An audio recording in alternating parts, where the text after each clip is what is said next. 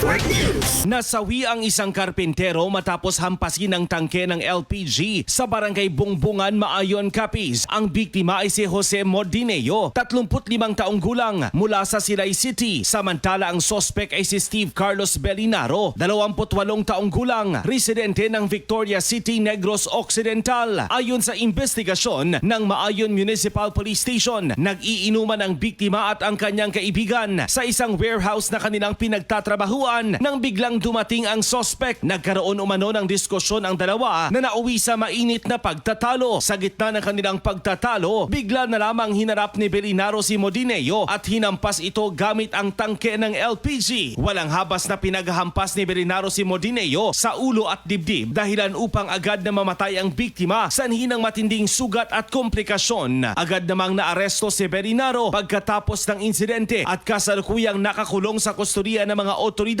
habang iniimbestigahan ang naturang insidente. Kasama mo sa Arimen, DYVR at IFM Rojas, Idol Joshua Kenneth Anas. Tatak Arimen! RMN Network News.